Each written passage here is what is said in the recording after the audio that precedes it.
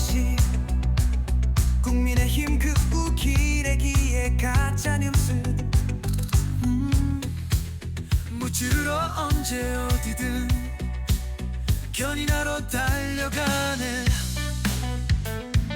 상식적인 시대의 우리들 진실과 정의로 모든 걸 견인해. 우리의 민주주의 다시 설 수 있게 함께 외쳐 견인지어.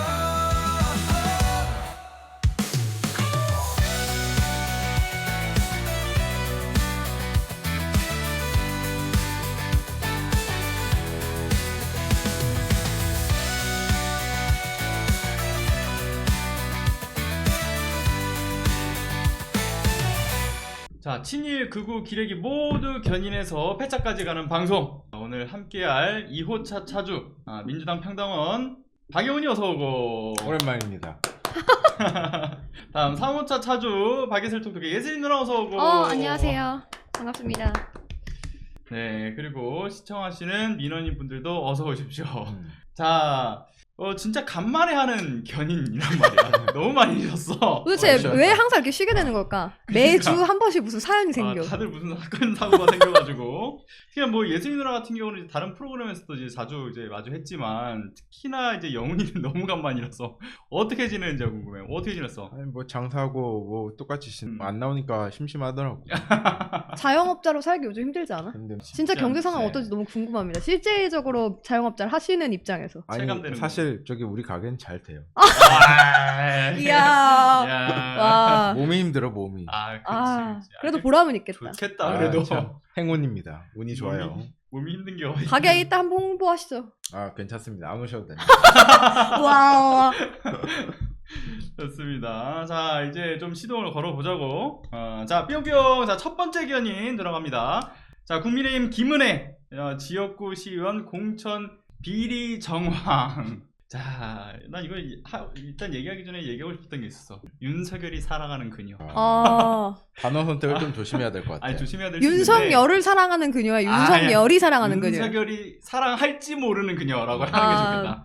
왜냐면 한때 이제 기자들 사이에서 돌았던 찌라시가 있거든. 어떤 찌라시였냐면 윤석열이 김은혜를 참으로 아꼈다. 많이 이것도. 술만 마시면 그렇게 김은혜 얘기를 자주 하더라 이거야. 그것 때문에 이제 김건희가 뭐 시기 질투도 하고 있었던 모양이고, 그래서 이제 김은혜가 이제 홍보수석 때 당시에 왜 그 바이든 날리면 이상하게 수습을 했잖아. 그 수습하고 나서 김건희가 이제 김은혜 날리려고 했는데 윤석열이 극구 막아세웠다라는 일화도 있고. 아무튼 그런 김은혜. 자, 22년 6월 지방선거에서 이제 국민의힘 성남시의회 비례대표 후보 공천 과정에서 아주 부정하게 공천권을 사용을 했다라는 거잖아. 어떤 거냐면 당시 이제 국민의힘 당대표가 누구야? 이준석이었지. 근데 이준석이 그 지방선거를 앞두고서 그때 이제 도입했던 게 하나 있었어. 시험. 그치. 공천 혁신하겠다고 해서 공직자 기초자격평가 이거 시험을 만들어. 본인도 봤어 심지어. 근데 지방선거 출마할 거면 일단 이거부터 통과해라. 시험부터 봐라 했는데 당시 그래서 성남시 비례대표 이제 나가려고 했던 사람들 다 싹 다 이 시험을 봤단 말이야. 근데 안 본 사람이 공천을 덜컥 받은 거지. 박광순 성남시 이 사람이 받았다라는 거야. 그러니까 사실상 뭐 시험이고 뭐 말로는 뭐 혁신 이렇게 얘기를 했지만 혁신은커녕 그냥 사실상 이름만 거창했던 거야. 절차는 있었지만 실질적으로는 꽂아 넣는 과정이었을 뿐이네. 그치. 그래서 이게 박광순이 그 당시 비례대표 공천을 받는다라는 이야기가 딱 소문이 도니까 그 당시에 이제 국민의힘 경기도당 홈페이지에 성남시의회 비례대표 후보 추가 모집 공고가 떠. 근데 모집 공고가 뜨는데 이게 게시되고 며칠 만에 사라지는 줄 알아? 며칠도 아니야. 3시간 47분. 맞아. 3시간 47분 만에 사라졌다는 거 아니야. 바로 올렸다가 삭제를 한 거잖아. 아니 이거 후보자 등록을 하려면 이게 내야 되는 서류가 한둘이 아닌 거는 뭐 다들 잘 알 거야. 뭐 특히나 그 서류 중에 범죄경력조에서였나? 그치. 그거 하나만 받으려고 해도 보통 통상 한 3일 정도 걸려. 그치. 두 분은 한번 그런 서류 내보셨나요? 아니 내봤죠. 많이 나갔죠. 경험자, 무경험자. 나는 무경험자라. 나는 무경험자라 사실 몰라. 아니, 얼마나 조급하냐면 선거를 앞두고서 이걸 조회를 해야 되잖아. 근데 싹 다 그 후보자들이 몰리니까 일주일 이내에 못 해준다는 것도 있어. 그러니까 뭐 본인 지역이 뭐 서울인데도 불구하고 저기 부산에다가 뭐 신청을 하고, 부산에 있는 사람 뭐 저 경기도에 뭐 신청하고, 이런 일들이 비일비재하단 말이야. 근데 3시간 47분 만에 그거 뗄 수 있어? 못 되지. 못 되잖아. 공고를 20여 보자마자 가지고 3시간 47분 만이면 미리 준비가 됐다는 거네. 그러니까 미리 만들어져 있었다. 그러니까 특정 인물을 위한 모집 공고였다라는 게 너무나 명확한 거지, 이것만 보더라도. 게다가 심지어 이제 국민의힘 그 당원 당규상 보게 되면은 공천 신청에 대해서 3일 이상을 공고해야 된다라고 하고 있어. 근데 이걸 안 지킨 거잖아. 그렇지. 명백한 당원 당규 위반이다. 그러니까 이거 지금 박강순 시의원이 그 당시 이제 예비 후보로 결국은 지역구에서 등록을 했었는데 비례대표 후보로 등록을 했어야 되는 거잖아. 못 하고 있는 상황이었으니까 야, 너 들어와서 신청해라 라고 3시 40분간 열어준 거지. 3시간 잠시 그냥 박광순을 위한 반짝. 게시물이었구나. 그치. 특정 누군가를 위한 신청 버튼 하나 만들어준 거야 그냥. 약간 러브레터 같은 느낌이네. 그치. 빨리 신청해라. 빨리 기다리고 신청해라. 있다. 맞아. 너를 위해서 우린 기다리고 어. 있다. 준비되어 있다. 나는. 그렇지. 그리고 또 하나는 당원 당규에서 2개 이상의 선거구 또는 이 비례대표에 이걸 신청을 못하게 되어 있단 말이야. 지역구에 신청하든 비례대표에 신청하든 하나만 해야 되는 건데 이것도 위반했다. 명백한 특혜를 준 거지. 근데 이걸 누가 줬나 했더니만 김은혜가 공천권을 휘둘렀다라는 거야. 나는 개인적으로 궁금한 게 여기서 있어. 이런 일이 민주당에서 일어났으면 어떻게 될 거라고 봐. 이런 일이? 아니 근데 나는 뭐 이 이야기 하기 전에 그런 생각을 좀 해. 이준석이 처음에 뭐 시험을 도입하는 게 아니. 말로 그랬었지. 아니 오도 방정을 떨더니 그 뭐 그러니까. 이준석 하는 일이 다 그렇지만 아니 그래서 절차를 지켰냐 안 지켰냐가 핵심이잖아. 그치. 이준석 좀 욕 좀 하자면은 얘는 맨날 이래. 맨날 뭐냐면 이런 식. 그 얼마 전에 여론조사 관련해서 그 개혁신당에서 뭐 박성민에게 돈을 뭐 줬니 많이 5천만 원 왜 줬니 뭐 여론조사 컨설팅이니 뭐니 하면서 시끄러웠었잖아. 그치. 근데 이준석이 갑자기 무슨 이야기를 하냐면 아니, 민주당에는 ARS 여론조사 그 기계가 있는데 개혁신당은 없다. 그래서 우리가 외주 맡긴 거다 했는데 사실 민주당은 없거든. 그래서 외주 맡겨. 그것도 허위사실이네. 사안에 대해서 교묘하게 어. 자기와 상관없는 걸로 빠지려고 하는 그 습성. 맞아. 근데 이준석이 하는 일처리 방식이라는 게 다 그래. 뭔가 뭐 거창하게 만들어 놨다가 사람들이 다 안 지켜. 안 지키면 그냥 얼렁뚱땅 넘어가는 거야. 근데 이 사례도 맞아. 똑같다고 봐. 이준석이 뭐 당대표 할 때 뭐 자격시험이니 뭐니 뭐 이렇게 도입했는데 결국에는 사람들이 안 지킨다는 거 아니야. 뭐 마치 자기가 공정한 것처럼 막 포장하고 결국에는 이준석 하는 일이 다 이렇다라고 맞아. 말하고 싶고. 아니, 그 얘기한 거에서 공감하는 게 다 지금 보여주기 쇼만 하잖아. 지금 요 사안도 보면은 시험을 이제 그 이준석이 당대표 할 때 있어가지고 대단한 업적인 양 국민의힘 그 홈페이지에다가 하고 게시를 했었어. 이준석이 해냈던 일들에 대해서. 그래서 요것도 대문짝만 이렇게 딱 걸어놓더니만 결과적으로 얘기했던 것처럼 아무것도 없었다. 결국 김은혜가 공천권을 마음대로 휘둘렀고 당원 당규는 뭐 2개 이상 위반을 했고 말도 안 되는 일들이 이렇게 버젓이 일어난 거잖아. 근데 그 민주당에서 이런 일이 일어나면 어쩌냐고 물어봤었잖아. 궁금해. 근데 민주당에서 이런 일이 일어나면 소송 들어오거든. 아 어디서 소송 이게 들어와? 후보자가 그 저기 무효 소송을 해. 그 무효 소송을 진행해서 총선이나 지방선거 같은 경우에는 떨어진 후보자가 중앙당 상대로 아니면 시도당 상대로 그치. 무효 소송을 엄청 많이 해. 아, 그래서 막 지지부진한 사건도 있고 막 그런 것도 있을 수 있는데 기본적으로 민주당 후보자들은 파이팅이 넘쳐가지고 다른 후보자들이 가만두지 않는다. 그렇지. 그러니까 경쟁 상대였던 다른 후보들이 야 당을 상대로 이제 어떻게 된 거냐, 이거 절차 어떻게 된 거냐라고. 그래서 잘 재는 편인 것 같아. 내가 볼 때는. 이거는 사실상 그럼 찍어 누른 거지. 그러니까 그렇지. 김은혜가 단순히 공천권을 휘둘른 것뿐만 아니라 중앙당에서도 이미 다 말이 맞춰진 이야기들이 가능성이 있다. 후보자들 그냥 입 하나 뻥끗 못하게. 그 보면은 그 김은혜의 공천권이 어떻게 휘둘러졌는지에 대한 것도 또 궁금해하실 수 있는데 그 당시 이제 성남시에서 국민의힘에서 비례 공천권을 어떤 식으로 배분했냐면 그 각 지역이 또 이렇게 나눠져 있잖아. 예를 들면은 뭐 김은혜 성남 보면은 분당 갑을 이렇게 나눠져 있고, 근데 한 4개 정도의 지역구에서 그 당협위원장들이 돌아가면서 이걸 비례 공천을 준다라는 거야. 근데 그 당시에 이 박광순에 대해서 비례를 공천권을 휘둘렀던 게 김은혜가 당협위원장인 지역구에서 분당 하는 갑 차례였던 거지. 지역구지. 그러니까 이제 분당갑에서 2번 말한 것처럼. 근데 나는 궁금한 게 그게 하나 포인트가 더 있다면 뭐냐면 박광순 시의원이 지금 그 시의원직을 박탈당했거든. 뭘로 박탈당했냐면 22년도에 그 성남시의회 그 전반기 의장 선거를 하잖아. 근데 의장 선거를 할 때 동료 의원들한테 250만 원씩 돈 봉투를 돌리고 아, 돈 봉투를 그렇게 성남시 돌렸어.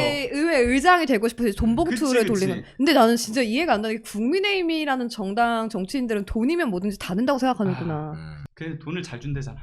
그래서 이 소위 정치 자영업자들이 그렇게 국민의힘을 좋아한다는 얘기가. 아, 자, 근데 이런 사람이 그 동료 의원들한테 250만 원씩 김은혜한테 안 줬을까라는 생각도 난 퀘스천 마크가 붙는 거지. 그렇지. 왜 하필 박광순이었을까? 김은혜는 그러니까. 특별히 본인이 가지고 있던 조직에서 박광순을 선택한 이유가 있을 거 아니야. 그니까. 이 둘 사이에 어떤 거래가 있었는지 맞아, 이것도 맞아. 추후에 좀 밝혀져야 되는 부분이라고 생각해. 그렇다고 생각할 수도 있고 나는 뭐 지방선거를 많이 치렀거든 사실 뭐 회계 책임자도 해보고 사무장도 해보고 실질적인. 근데 이 기가 지방선거라는 게 옛날에는 그 지역 국회의원들이나 지역 위원장들이 그 줄 세우기 하는 경우가 굉장히 빈번해서 국민의힘도 그렇고 뭐 민주당도 그렇고 민주당은 뭐 많이 민주화 돼가지고 이제 공정한 경선 시스템이 확립됐지만은 국민의힘은 아직 아닌 것 같아.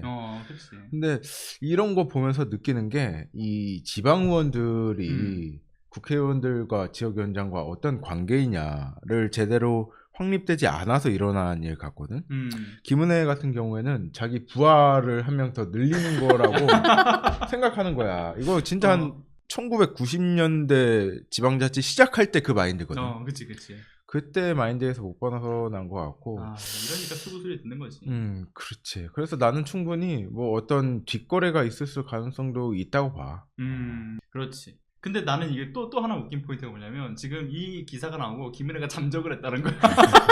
아무런 답변도 하지 않고 심지어 그 취재했던 기자가 뭐라고 얘기하냐면 김은혜 의원님 어디 가셨습니까? 이걸 페이스북에다가 공공을 아니 지금 국회의원인지도 모르겠어. 활동 안 해가지고. 그니까 요즘 나는- 김은혜가 진짜 침묵 중이야. 맞아. 침묵 중이고 지금 요 사건 때문에 또 잠적을 한 거라고 보는데 난 그런 생각도 들어. 이제 그때 당시 바이든 날리면 시즌2로 어떤 식으로 말을 좀 덮어볼까. 머리를 열심히 굴리느라 참 힘든 와중을 보내고 있겠다라는 생각이 들어. 김은혜 의원님 좀 빨리 좀 돌아오십시오. 저 너무 궁금합니다. 해명이. 자 그리고 또 김은혜 건도 그렇지만 실은 이게 보면 최근에 일련의 그 과정들을 보게 검찰이 활짝 열어서 열고 있지. 여러 명이 지금 대표적으로 좀 보내고 있다. 오늘 이철규 아들의 부인도 지금 구속 맞아. 수사 진행 중이다라는 사실이 밝혀졌는데 맞아, 여기서 나는 좀 물음표를 던지고 싶은 게 왜 맞아. 하필 시기가 지금이다. 딱 윤석열 파면을 앞두고 국민의힘이 뭐 김문순대로 지금 결집하고 있잖아. 근데 한동훈 등장 시기와 이 친윤들을 날리는 시기 갑자기 무슨 혐의가 다 터져. 맞아, 장제원 맞아. 의원도 지금 터지고 있잖아. 그래서 지금 그런 얘기가 나오는 거야. 한동훈을 주축으로 한 이 검찰 세력이 이 윤석열 세력에 대한 숙청, 이거에 대한 본보기로 친윤들을 날리고 있다. 그렇지. 이제 까불면 죽는다. 너네 그치. 우리가 다 가지고 있다. 언제든 열 수 있다를 나는 좀 보여주는 메시지가 아닐까. 맞아. 뭐 아까 얘기했던 것처럼 이철규 마약 건도 그렇고 또 하나는 뭐 장제원 뭐 성폭력 문제도 또 이복현 금감 원장은 이제 저거 삼부토건을 건드리고 삼부토건. 있잖아. 근데 아직까지 나는 이해가 안 되는 게 이런 100억대 시세 조정 차익을 냈던 주식 이상 거래를 왜 검찰이 수사를 안 할까? 아니 이미 누가 봐도 명백하게 주가 조작인 그래프인데도 불구하고 나는 검찰이 움직이지 않는 이게 너무 신기해. 이미 2010년에 이제 경찰의 내사에서도 충분히 다 밝혀졌던 이야기들 이거를 그렇게까지 뭉개다가 심지어 삼부토건 새로운 주가 조작을 할 수 있게끔 길을 다 열어줬던 거잖아. 검찰과 경찰. 아무튼 뭐 이제 나는 지금 드러나고 있는 뭐 장제원, 이철규 뭐 또 김은혜부터 시작해가지고 이들에 대한 비위 행위를 검찰은 이미 진즉에 알고 있었을 가능성이 매우 농후하고 그렇기 때문에 이거를 감춰준 검찰 역시도 그 책임을 꼭 물어야 된다 생각을 하고 자 뿅뿅 자 다음 두 번째 견인 또 바로 들어가 봅시다. 자 장제원 견인 그냥 이어서 가보자고. 자 장제원 나온 김에 해야지. 나 근데 오늘까지 계속 나오더라고. 장제원 이 의혹이 사실은 벌써 10년 동안 묵혀져 맞아. 있었던 사실이잖아. 근데 이제 와서 난 터트리는 게 진짜 괘씸해. 아, 이 수사기관들에. 맞죠. 알고 있음에도 수사를 안 했다는 거잖아. 맞아. 안 했다라는 거지. 그래서 MBC 단독 경찰 비서 성폭력 혐의 장제원 소환 통보했고 피해자는 충격에 무단 결근했었다는 사실 드러났다라는 건데 자 일단은 장제원이 정말 자주 언급했었던 멘트 자식에게 문제 있는 공직자는 공직자의 자격이 없다라고 하더니만 아들 문제 그렇게 터지고도 그 자리를 지켰던 사람이야. 근데 그렇지. 결국 정작 본인 문제 이게 터지니까 뭐라고 얘기하냐? 당을 잠시 떠나 있겠다. 아, 진짜 코미디 아니냐고 이 정도면. 그 장재원 의원의 아들이 노엘 씨였나? 맞아. 노엘 씨였는데 그 노엘 씨가 그 쇼미더머니에 아마 나갔었을 거야. 쇼미더머니인가 무슨 아마 뭐 나갔을 그 거야. 프로그램이 있어. 경선 프로그램 나갔었는데 그때 하차한 이유가 그 성매매 의혹이 있어서 하차했거든. 저 집안은 진심이다. 그런 이야기를 하고 전 자살이다. 아, 그런 생각도 들고. 근데 그 10년 전 일이 지금 일어나는 거에 대해서 그게 막 수사기관이 뭉갰다 이렇다기보다는 그 피해자가 어쨌든 이번에 용기를 낸 거다라고 나는 생각을 하고 좀 뭐 장재원 측에서는 억울하다, 뭐 모함이다 이러고 하는데 아니 뭐 문자가 나온 마당에 그렇지. 이대로 가버리면 내 내 마음은 마음은 어떻게 어떡해. 하나. 아니 더 무슨 증거가 필요해. 너무 징그럽다 진짜. 그 얘기 듣자마자. 순정파네. 참.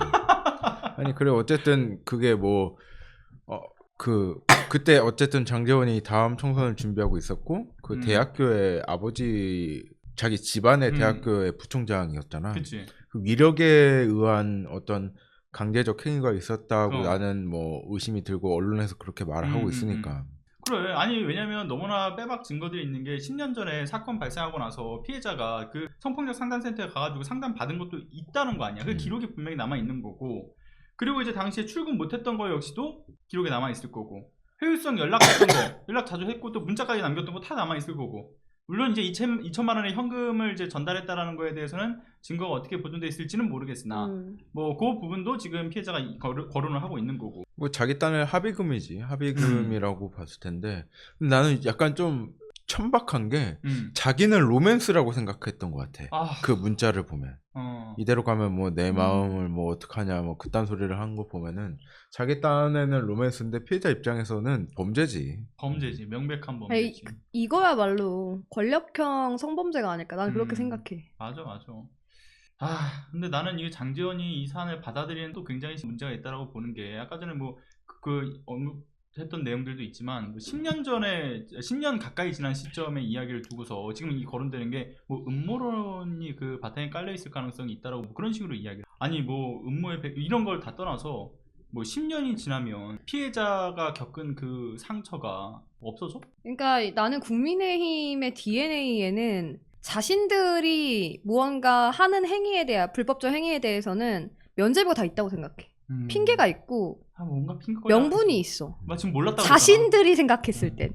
근데 이게 사회에 나와서 국민들이 바라봤을 땐 눈높이 맞지 않지. 전혀 맞지 않아. 그러니까 중요한 거는 이 어쨌든 성폭력에 대한 부분은 수십 년 아니 정말 죽을 때까지도 그 상처가 식히기 어려운 정말 일상 회복이 어려운 내용들인데 10년 전 사건을 왜 꺼냈냐라고 이야기하는 것 자체가 이미 사람이기 글러먹었다라는 생각. 자, 그러면 다음 견인을 갈 텐데 견인 가기 전에 광고 하나 보고 오겠습니다. 오시죠. 지난 10년간 매달 20만 원씩 꼬박꼬박 보험 넣은 김호구 씨. 40줄에 처음 병원 신세를 졌는데 과연 그 보장 금액은?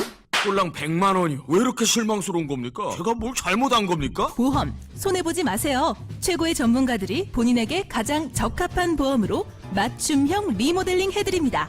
지금 바로 마이보험 체크하세요. 검색창에 마이보험 체크. 지인 또는 이곳저곳에서 연락을 받고 모르고 가입한 보험들, 믿을 수 있는 정직한 보험 전문가가 객관적으로 점검해서 최적의 솔루션으로 합리적인 대안을 제시하는 마이보험 체크. 마이보험 체크는 보험 가입자의 이익을 가장 중요하게 생각합니다. 이미 가입한 보험이 있다면 그 보험을 무조건 해지하고 다른 보험에 가입하라고 하지 않고 가입된 보험이 적합한지 먼저 체크해서 잘 가입하셨거나 꼭 필요한 보험은 잘 유지하고 챙겨두시리라 말씀드리며 고객의 상황에 가장 맞는 상품을 찾아서 부족한 부분을 채워드리고 있습니다. 35개의 손해보험, 생명보험사에서 비교하여 보험료는 저렴하게, 가입보장은 크게 가입할 수 있도록 도와드리는 마이보험 체크! 고객의 상황과 상관없이 보험료만 비싼 상품을 팔아서 수익을 챙기려는 게 아니라 고객에게 가장 필요하고 합리적인 상품을 제안하고 있다는 증거는 마이보험 체크를 통해 가입한 고객의 건강보험 월 평균 보험료가 매월 통계를 내보면 대부분 5에서 6만 원 이하로 보험 가입을 하고 있다는 점. 비싸고 불필요한 보험 상품을 가입하려고 하면 마이보험 체크는 오히려 고객을 말립니다. 마이보험 체크는 무료로 보험 분석을 해드리며 상담 이후에 소비자에게 부담을 전혀 주지 않습니다. 결정은 소비자의 선택! 자, 기존의 질병 때문에 보험에 가입하기 어려웠던 분들 암보험, 건강보험, 어린이보험, 치아보험, 운전자보험, 태아보험, 주택화재보험, 유병자보험 부모님 치매보험, 간병보험 등등 단일 보험 상품도 고객님의 상황에 맞게 최적의 조건을 찾아 가입할 수 있도록 도와드리는 마이보험 체크. 특히 기존에 가입하셨던 실손보험이 너무 많이 올라서 점검이 필요하신 분들은 이번 기회에 꼭 보장 분석 상담 받으시길 추천드립니다. 연락처는 홈페이지 한글로 마이보험체크.com, 카카오톡 친구 추가로 마이보험체크 검색하시거나 대표 전화 1800-7917 누르고 1번 보험 상담을 꼭 눌러주세요. 그리고 하나 중요한 건 요즘 마이보험 체크를 사칭 또는 마이보험 체크인 것처럼 전화를 하는 회사가 생기고 있다고 합니다. 절대 마이보험 체크는 상담 신청 남기신 분 외에는 연락을 하지 않는다는 점 꼭 마이보험 체크의 로그인 주황색 손 마크 꼭 확인하시고요. 대표 번호 1080-719 잠깐만. 아니 우리 서로 너무 빨리 이렇게 경쟁하는 것 같아. 천천히 해. 네. 천천히 해. 대표번호 1800-7917 꼭 확인하신 후에 상담 신청 받으시길 바랍니다. 그리고 상담 신청하실 때는 방송 보고 연락했다라고 말씀해 주시면 더욱 친절한 상담 해주시니까요. 여러분 많은 이용 부탁드립니다. 광고는 여기까지. 네, 좋아요. 그럼 세 번째 견인 들어가 봅시다. 자, 이번에 견인할 내용 3호차 차주 예수인 누나가 준비한 소식 한번 봅시다. 자, 오늘 이제 한국 갤럽 소식으로 전해지는 바에 따르면 윤석열 탄핵에 대한 여론조사 결과가 나왔어. 혹시 봤어? 아니 아직 못 봤어. 난 진짜 근데 영훈이랑 방송할 때 텐션을 올리잖아? 그럼 영훈이 이렇게 자제시켜서 좋아. 감기에 걸려가지고 텐션 올려볼게. 자, 나 오늘 이제 한국 갤럽 여론조사 결과가 나왔지. 몇 퍼센트가 윤석열의 탄핵에 찬성할 거라고 좀 예상하고 있어? 60%. 정확해. 정확. 정확해. 뭐야? 걸어다니는 여론조사야 뭐야? 항상 똑같지 뭐. 아니 뭐 탄핵을 반대하는 사람들이 한 뭐 30%가 안 될 텐데 그 일전에 보면은 뭐 갑자기 민주당 지지율이 떨어지고 국민의힘 지지율이 올랐다. 막 윤석열 탄핵을 반대하는 사람들이 늘었다 하는 사람들이 있는데 그 여론조사 실제 있었지. 근데 막 조항 가지고 어떤 장난을 치고 그런 여론조사 있었는데 맞아. 결국에는 정상으로 돌아오게 돼 있다. 이게 그 사람들이 억지로 막 나이 속여가면서 뭐 성별 속여가면서 여론조사에 응답해도 전체에 있는 기류는 바뀌기 힘들다고 생각하고 그치. 근데 나는 뭐 탄핵 반대하는 사람이 20% 남짓 이렇게 있는다는 거에 대해서 사람들이 엄청 막 우려하고 그러는데 나는 별 걱정 안 해도 된다 봐. 만약에 우리가 독도는 한국 땅이냐 일본 땅이나 그 여론조사를 돌리잖아. 그래도 한 20%는 일본 땅이라고 나올 것 같거든. 왜냐면 어떤 사회에서도 한 20% 정도는 뭐 어떤 사람은 장난으로 하는 사람, 어떤 사람은 정말 맹신해서 여론조사에 막 그렇게 이상하게 응답하는 사람, 이런 사람들이 다양하게 있다고 보고, 그래서 결국에는 뭐 탄핵이 인용이 될 거라고 우리는 믿으니까 뭐 차분하게 기다렸으면 그러니까 좋겠어. 이상한 사람들의 20% 값은 기본값으로 들어간다. 들어간다. 별로 신경 안 써도 된다. 오케이. 아니 난 요즘 여조가 이렇게 나오잖아. 그러면 항상 여론조사 심의위에 들어가 보게 돼. 그치? 그래서 어떤 질문이 나왔는가, 어떤 표집이 이루어졌는가 계속 보게 되더라고. 사실- 이번에도 보니까 질문에서 장난질 친 것 같지는 않아. 쭉 보니까. 그나마 깔끔했어. 깔끔했어. 갤럽 여론조사가. 맞아. 뭔가의 그 부연 설명이 들어가 있지 않더라고. 근데 일단은 그 표집되어 있는 걸 보니까 진보에 비해서 보수가 한 100여 명 정도가 좀 더 참여를 했더라고 보니까. 뭐 중도랑 비교를 하면은 뭐 플러스 마이너스 오차범위 내로 이제 속해 있다라고 생각이 들고, 근데 여기서 의미 있는 건 뭐냐면 부울경에서조차도 윤석열 파면할 거라고 본다라는 게 압도적으로 좀 높았던 거고, 세대별로 보더라도 70세 이상, 70세 이상만 빼고 7세 이상 같은 경우는 50대 50이었어. 파면될 거다 아니다. 그리고 나머지는 뭐 사실상 전부 다 파면할 거라고 본다는 거지. 그리고 윤석열이 매우 잘못하고 있다라는 거에 대한 평가도 지금 앞선 평가와 비슷하다. 부울경에서도 쟤 잘못했다. 그리고 이제 70세 이상 빼고는 다 쟤 잘못했다라고 이야기하고 있는 거고. 그러니까 이게 윤석열에 대한 어떤 내란 행위에 대해서 이제 국민적 그 심판 여론이라고 하는 것이 매우 분명하다라는 그 여론조사 결과값이 이번에 나왔다라고 봐야 된다고 봐. 이전에 뭐 아까 전에 그 영훈이도 이야기를 해줬지만 윤석열 지지층, 뭐 극우 지지층에서 과표집된 걸 가지고서 또 그 아주 교묘하게 장난질 쳤던 질문지를 통해서 특정 표집만 이뤄질 수 있게끔 했던 거, 이걸 두고서 봐라 국민들이 부정선거에 대한 문제의식을 느끼고 있지 않냐, 뭐 윤석열 계엄 정당하게 보고 있지 않냐, 이런 헛소리들을 했던 저들이, 근데 이제 그 명백하게 그 헛소리들이 완전 그 논거가 바사삭하는 여론조사가 제대로 나왔다. 사실 근데 이런 그 MBS 전국 그 조사 같은 경우는 이런 식으로 항상 이제 좀 객관적인 지표가 잘 나오더라고. 근데 나는 이제 여론조사를 우리가 신경 안 썼으면 좋겠어. 왜냐면은 한 뭐 2달 전부터 여론조사를 충분히 어떤 특정 집단, 정말 뭐 광신도 같이 매몰된 어떤 이상한 신념에 매몰된 사람들이 여론조사 결과값을 조작할 수 있다는 거 우리가 알게 됐잖아. 그치. 심지어 그 우리가 언급한 한국갤럽 여론조사도 그때 털렸거든, 소위 말해서. 왜냐면 뭐 탄핵을 반대하는 사람들이 더 높게 나오기도 하고, 뭐 민주당 지지율이 한풀 꺾인 여론조사 나오기도 하고, 이거는 분명 그 극우에 똘똘 뭉친 집단들이 뭐 나이를 속이고 성별을 속이고 뭐 전화를 더 받고 이렇게 해서 그 결과값을 왜곡시킨 거야. 그치. 그래서 그게 다시 벌어지지 않으리라는 법도 없고, 이미 여론조사 지금 현행 진행되고 있는 방식으로는 정확한 민심을 파악하기 어렵다. 그치. 그렇지. 그래서 나는 결국에는 이 여론조사를 단순히 그냥 우리가 참고용으로 볼 뿐이지 실제 여론이라고 생각하지 않았으면 좋겠어. 그러니까 결국은 뭐 이걸 가지고서 일일비할 필요가 없다라고 하는 거에 대해서 공감을 하는데, 다만 그 진짜 이 여론 조작 기관이라고 불리는 그렇지. 조사 기관들의 질문이라든가 이런 문제는 우리가 잘 짚어가지고 퍼뜨려 줘야 된다는 생각은 들어.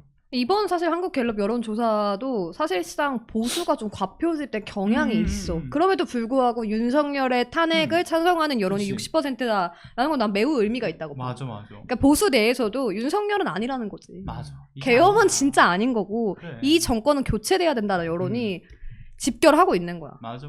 그렇다면 그 중도에 있고, 사실상 나도 여론조사 전화 솔직히 오면 중간에 이런 말 해도 될지 모르겠는데 나도 끊거든. 바쁠 때가 있잖아. 맞아. 솔직히 여론조사 전화 오면 다 받아? 나 봤는데.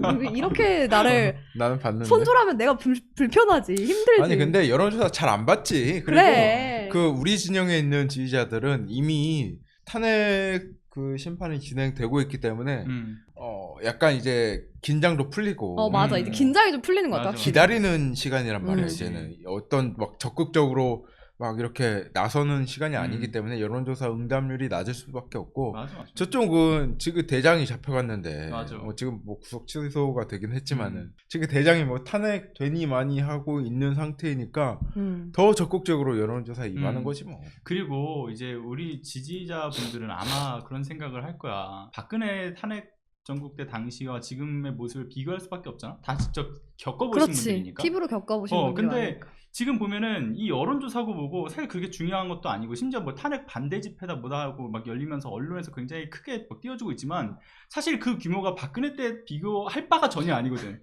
그때 광화문 그 인근에 가득 메웠던 그 보수 지지자들 생각해봐. 거기에 보면 정말 한 줌밖에 안 되는 아주 소수의 이 극우 지지층들이 나와서 저 난리를 피우고 있는 건데, 그러니까 보면서 아유 그냥 떠들어라 이렇게 생각하시는 분들이 있는 것 같아. 나도 그냥 그런 것 같아요. 어차피 이제 끝날 정권인데 뭐 쟤들이 끝났다. 아무리 목숨 걸고 막으려고 해도 헌재가 설마 하니. 그래. 이 명백한 내란에 대한 혐의가 분명한 대통령의 직무를 파면시키지 않는다? 나는 이건 헌재가 내전을 종용하는 거다. 그치. 그렇게 생각. 근데 나는 대한민국의 수많은 국민들이 헌법재판소가 제대로 된 헌법을 기준으로 판결해 주리라 믿고 있습니다. 헌법재판관님들 사랑합니다. 좋아요. 뭐 갑자기 사랑 고백을 하고. 이거 영상 편지 하나 보는 아이겠구나. 나는 믿어. 난 믿어. 믿는다. 오케이. 그럼 또 다음 소식 한번 견인해 봅시다. 나는 그리고 이제 헌법재판소의 판결을 앞두고 국민의힘이 진짜 갈 때까지 가고 있다라고 많이 느끼는 게, 오늘부터였나 어제부터였나 내가 기사를 확인해보니까 어제 저녁에 나온 기사인데, 이제 헌법재판소 앞에서 릴레이로 농성을 하겠다라는 입장을 국민의힘 의원들이 밝혔어. 나는 국민의힘 의원들이 이렇게 윤석열 파면을 막고자 하는 이 정치적인 행위가 왜 일어나고 있는가 좀 물음표가 들어. 권성동도 그렇고 지금 수많은 국민의힘 중진들이 박근혜 파면 때는 그렇게 적극적으로 나섰었잖아. 근데 왜 이렇게 목숨 걸고 윤석열 파면을 막는 걸까? 해보니까 안 되는 거야. 그때 뭐 장제원이니 이런 사람들이 그 자기 당, 그때 무슨 당, 새누리당이었나? 새누리당을 탈당해서 많이 바꿔가지고 이름을. 바른정당을 만들었었잖아. 맞아. 그래서 뭐 제3지대 만들려고 시도하고 막 이것저것 하고 반기문도 좀 꼬셔보려고 했다가 안 되고 이런 경험을 겪다 보니까 제3지대로는 안 된다라는 판단이 선 것 같고, 결국에는 윤석열 대통령 그 피의자, 내란 피해자인 윤석열 씨가 이 무너지게 되면은 보수의 몰락이 시작되는 그 버튼이잖아.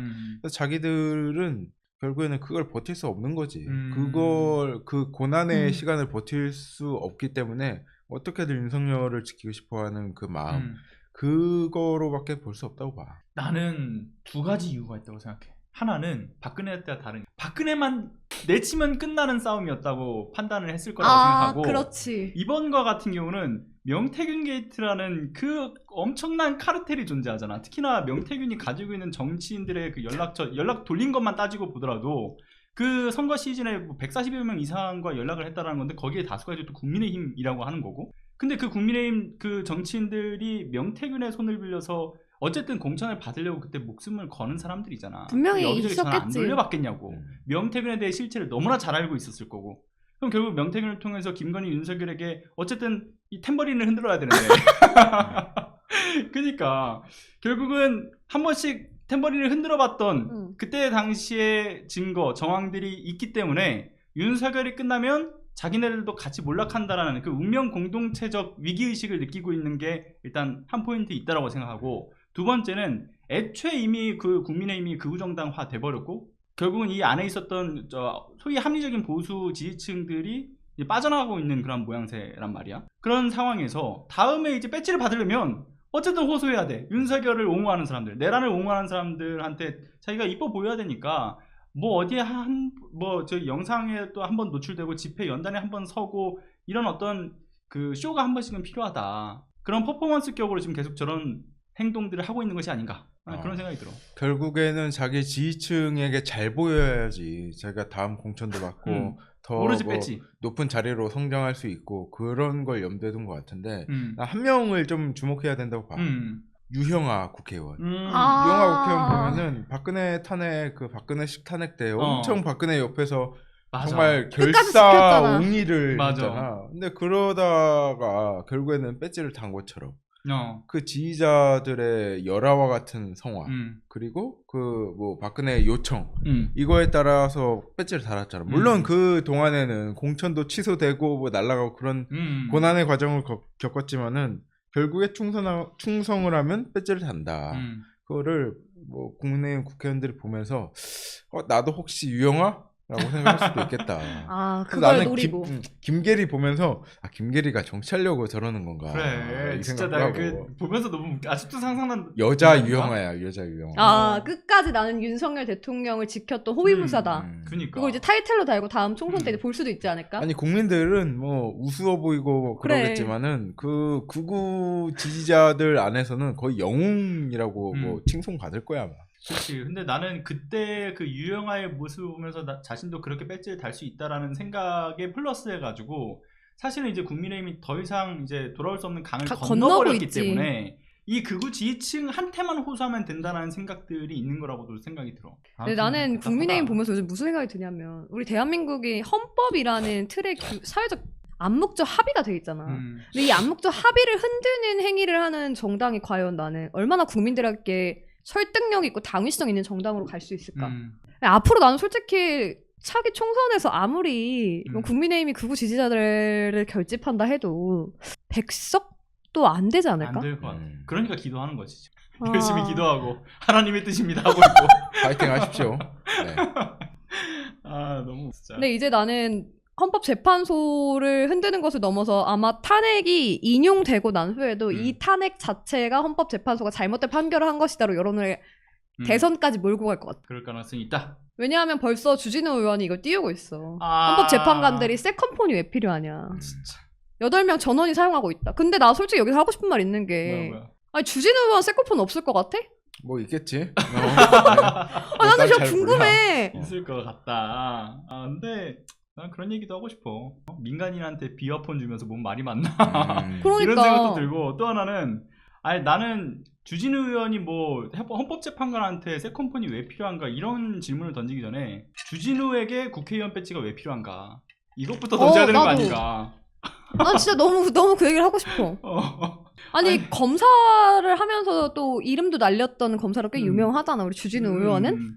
그럼에도 불구하고 헌법재판관들의 판결에 대해서 이렇게 법리적으로 무슨 문제가 있는 것처럼 사생활에 무슨 문제가 있는 것처럼 흠집내게 하는 주진우 검사의 모습을 보면서 난 대한민국의 수없이 많은 검찰 후배들이 얼마나 수치심을 느낄까. 맞아. 그리고 늘 얘기하지만 국민의힘에서 나오는 저런 메시지들은 항상 자신이 해봤기 너무나 잘 알고 있기 때문에 쟤네들도 세컨폰이 있을 거야. 쟤네들도 여론조작 해봤을 거야.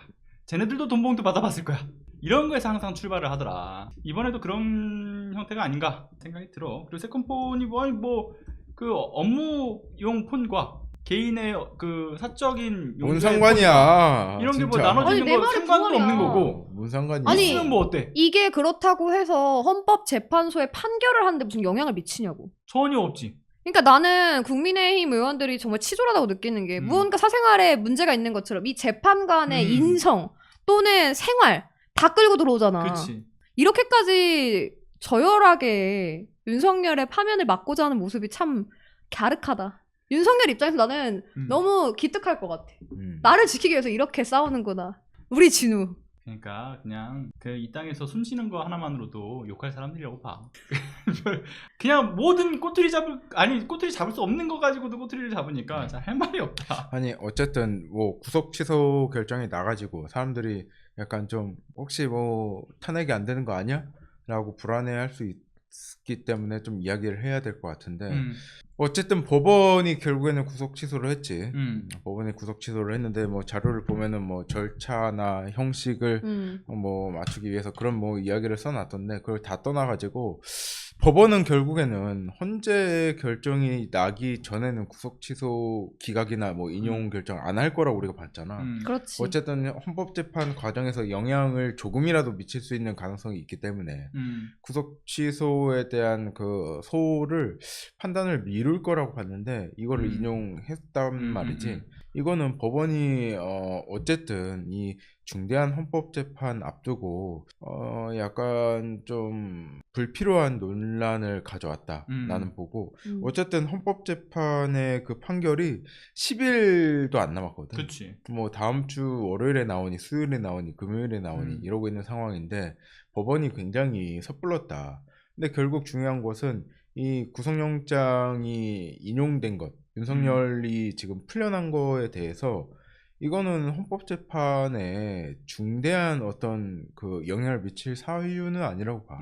그렇지. 이미 뭐 윤석열이 국회를 무력화시키고 국회의원들을 뭐 가두려고 했다던 그런 증언들 그런 것들이 군인 사이에서도 많이 나왔고 국회에서도 청문회를 통해서 많이 밝혀졌기 때문에 이 탄핵 재판에 대해서는 별 영향이 없다고 우리가 생각하고 있어. 그래. 그리고 이제 헌법재판관들도 목숨 걸어야 돼. 여기서 만약에 기각이 아직 판면이 안 돼봐. 본인들도 어떻게 될지 모르는 거든. 아니 제2의 내란으로. 노상원 수첩에 나와 있잖아. 뭐 대법관도 잡아들이잖아. 그러니까. 헌법재판관들이라고 나는 가만둘 거라고 보지 않아. 단체로 진짜 수정 돌아오잖아? 돌아오잖아. 그러니까 물론 그럴 일은 절대 절대 없겠지. 없겠지. 나는 믿고 있어. 대한민국 헌법재판관들의 뭐 일각에선 정영두가 기각 의견을 내지 않을까라는 목소리가 있는데 뭐 그건 정영두 개인의 의견이지. 그렇다고 해서 재판 결과에 큰 영향을 미치진 않는다라고 보는데 뭐 단체로 진짜 뭐 잠시 최면에 걸려서 평결 과정에서 말도 안 되는 결론을 내린다면 나는 그분들의 생활도 장담할 수 없고 미래를 그치. 보장할 수 없다고 보장할 본다. 수 없다. 가장 화가 나는 건 이해하지 뭐냐면 관저로 복귀라는 게 화가 나. 지금 즉시 석방돼서 관저로 복귀한다고 맞아. 계속 기사가 나오고 있거든. 그리고 또 이걸 가지고 국민의힘에서는 당연히 법치가 살아있는 것도 현명한 결정이다. 이러면서 뭐 헌법재판소도 현명한 판결을 하길 바란다라는 반협박에 가까운 여론전을 계속 벌이고 있는데 나는 결국 이건 이제 윤석열의 탄핵 심판 선고를 앞두고 만약 탄핵이 인용되더라도 이건 잘못된 거다. 법원이 만약 구속영장 기각했는데도 불구하고 헌법재판소가 이런 판결을 한 것은 헌법재판관들이 지나치게 정치적이다. 그리고 이제 뭐 주진우가 세컨폰 이야기 하는 거 보니 이후에 나는 이런 예상을 한번 시나리오로 써본다면 뭐 민주당 내 몇몇 인사들이 헌법재판관들과 연락을 통해서 윤석열의 파면 선고에 영향을 줬고 그래서 이 헌법재판소의 판결 자체가 정당한 판결이 아니다라고 계속해서 여론전을 이어가지 않을까. 그러니까 진짜 아까 라고 좀 얘기했던 예상해봐. 것처럼 불필요한 잡음을 쓸데없이 줬다. 영훈이 얘기가 맞는 말인 것 같아. 자 그러면 다음 또 우리가 이제 견인 들어가 봐야 될 것 같은데 개헌 이야기가 받았잖아. 그거 좀 들어갑시다. 난 진짜 이 개헌 이야기를 정말 하고 싶어. 요즘 계속해서 여야 안 가리고 개헌 이야기가 나오고 있잖아. 특히 윤석열 탄핵 선고 앞두고 국민의힘이 지금 본격적으로 개헌을 띄우고 있지. 윤석열 발언으로 뭐 부담감을 내려놨다라고 하지만 나는 뭐 이미 사전에 다 얘기가 됐을 거라고 봐. 윤석열 탄핵 선고 앞으로 이제 본격적으로 개헌을 띄우고 있는데 이 개헌론 어떻게 좀 보고 있어? 개헌? 아니 뭐 나는 그렇게 생각해. 개헌이라는 것은 정말 그 정치인이 그 할 수 있는 그 어떤 행위 중에 가장 기본적인 거라고 보거든 결국에는.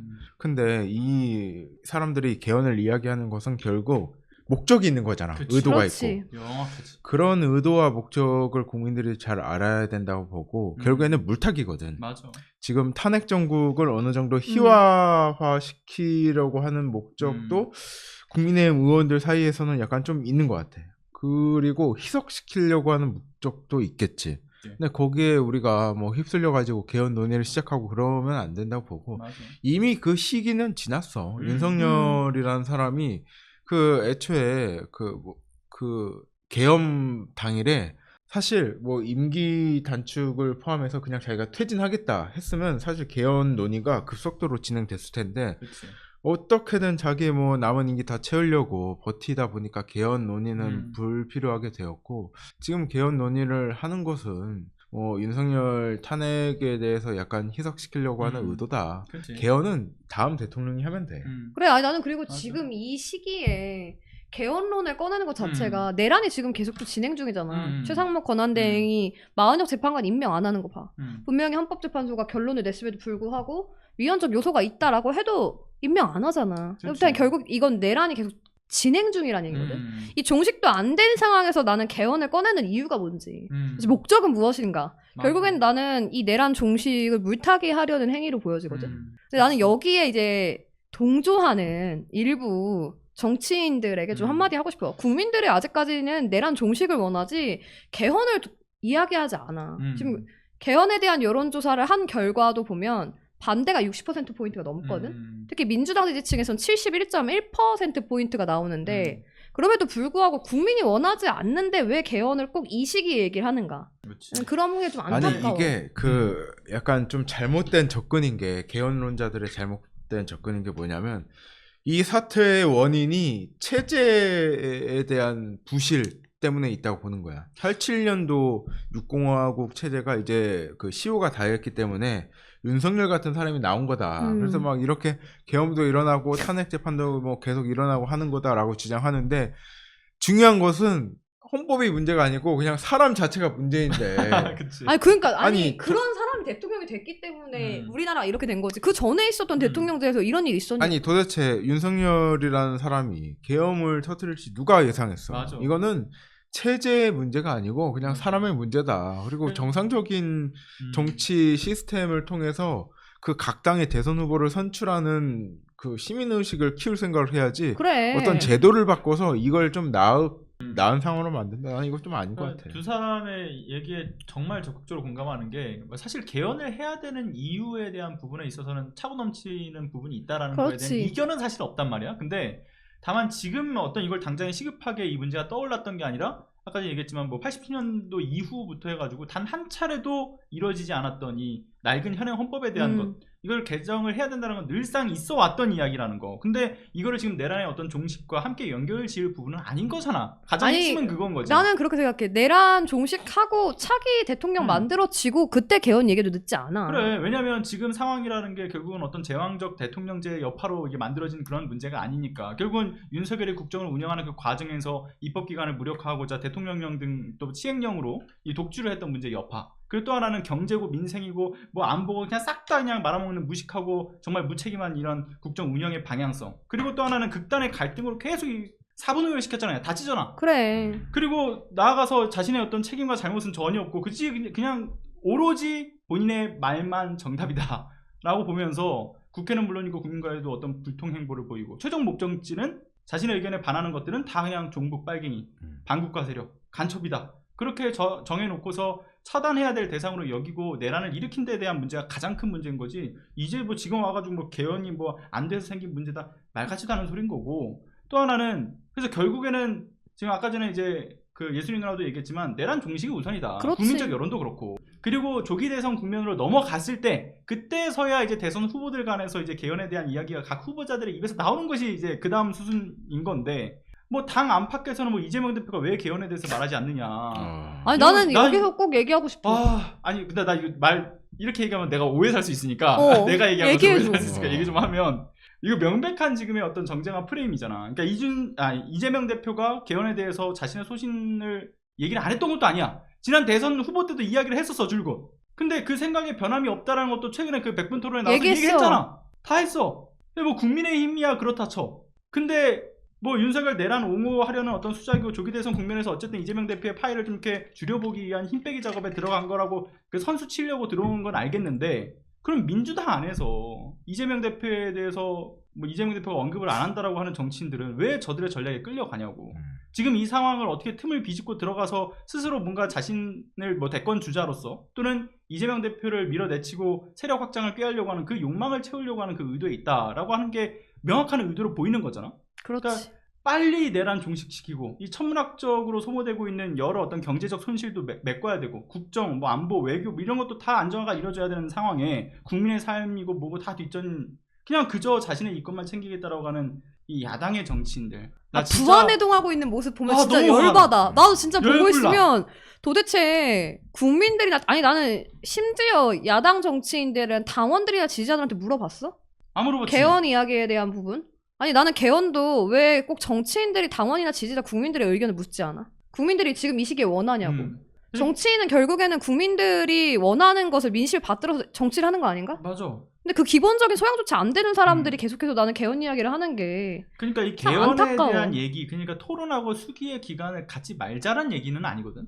근데 그건 그거대로 내부적으로 할 수 있지, 할 수 있는데 이재명 대표 멱살 잡고 할 얘기는 아니다.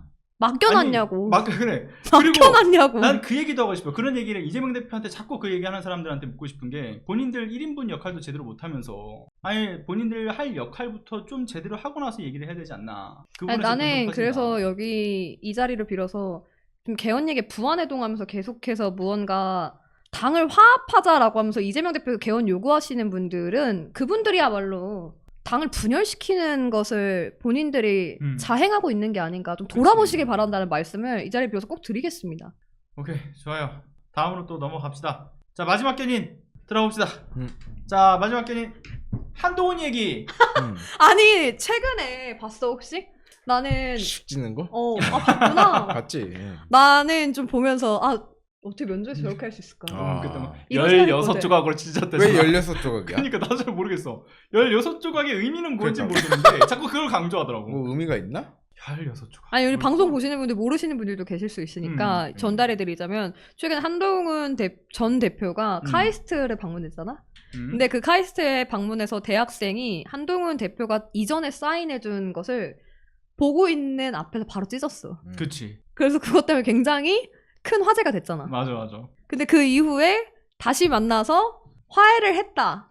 닭갈비 먹으면서. 라고 닭갈비. 다시 사인을 받았다라는 닭갈비, 기사까지는 많은 분들이 접하셨을 거야. 그러니까. 근데 이 안에 비하인드가 있어. 알아? 비하인드. 난 듣긴 들었지. 닭갈비 같이 안 먹었다며. 어떻게 알았지? 아니 무슨 아야 뭐. 당사자가 글을 올렸어. 한 온라인 커뮤니티에. 나는 닭갈비를 먹지 않았다. 그리고 나는 친중 좌파라서 한동훈에게 얘기한 것이 아니라 정확하게 얘기하면 배신자라고 얘기했다. 라고 정정을 하면서 그리고 나는 한동훈에게 사인을 받지 않았다라는 것을 올렸잖아. 난 그걸 보면서 아니 여론전을 할 거면 제대로 해야지. 이렇게 다 까발려질 걸 가지고 무언가 또 물타기 하는 모습. 역시 한동훈답다. 그러니까 그 개인 한 명의 힘이 이 정도까지 역할을 만들어낼 거라는 생각을 못했던 못한 거지. 왜냐면 어차피 대학생일 뿐이라고 생각하니까 뭐 자신처럼 이렇게 메시지를 전달해 줄 수 있는 어떤 매체가 뭐 누군지 알고 그걸 가져다 쓰겠어. 근데 이미 다 퍼졌다라는 거고.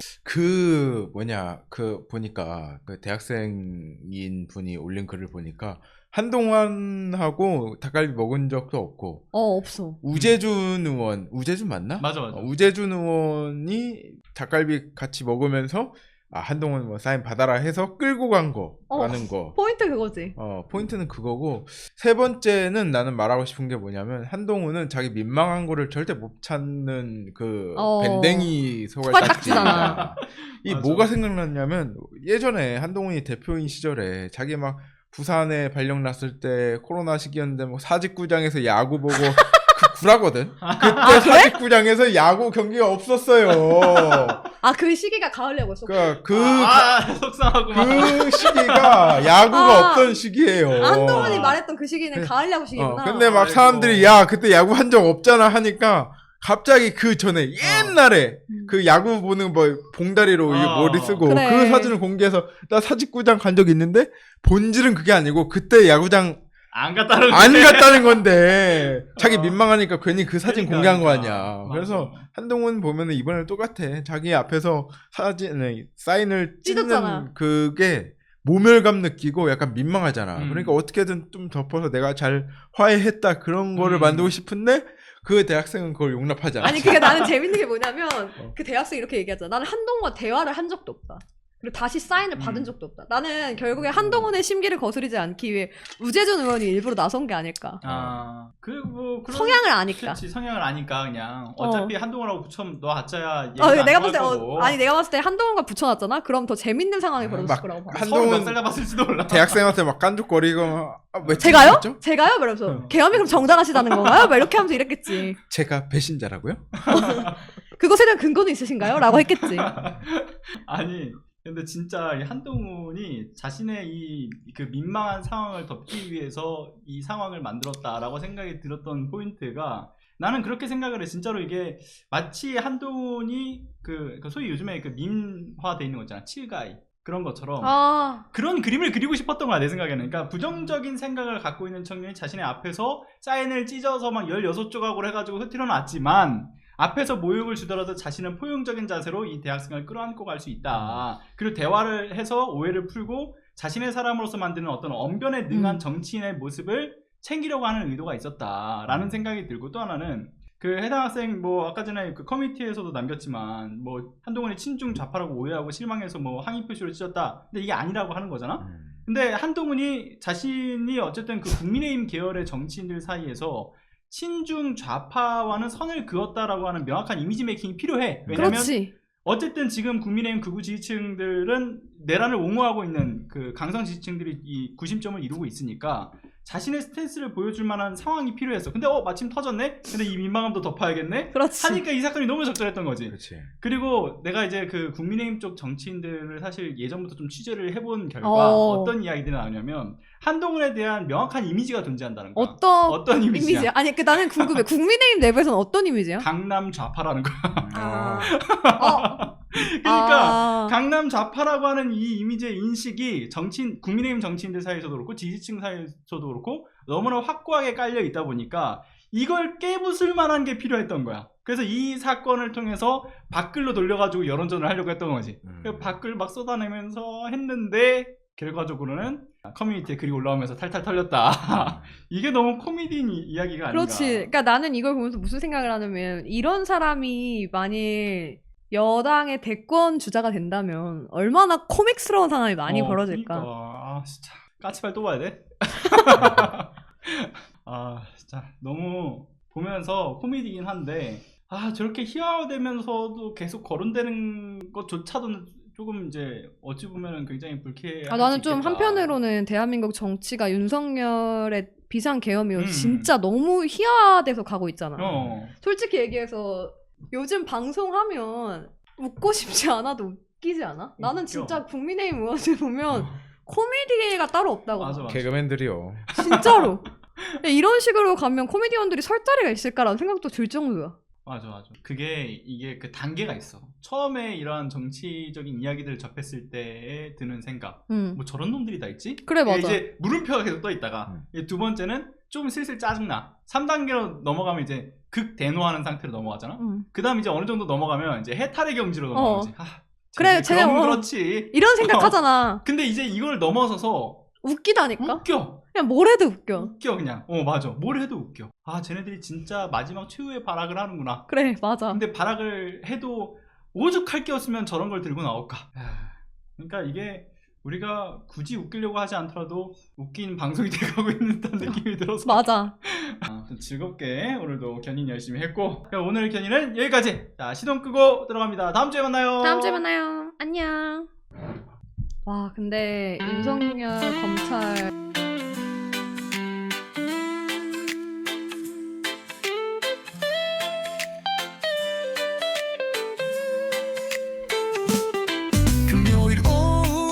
다시 진실을 찾는 우리의 길 가로막는 국민의힘 극우 기레기의 가짜 뉴스들 무찌르러 언제 어디든 견인하러 달려가네 깨끗한 민주주의 길을 꿈꾸며 모두 함께 만들어가는 상식적인 시대의 우리들 진실과 정의로 모든 걸 견인해 우리의 민주주의에 다시 설 수 있게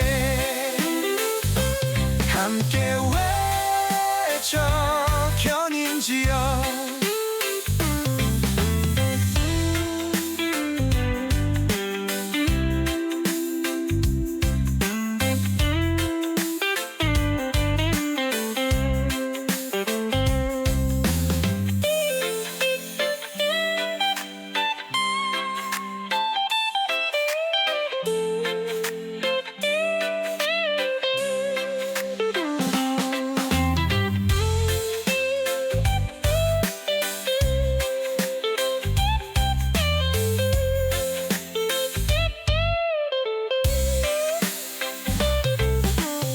진실과 정의로 모든 걸 견인해 우리의 민주주의에 다시 설 수 있게 함께 외쳐 견인지어 함께 외쳐 견인지어 함께 외쳐 견인지어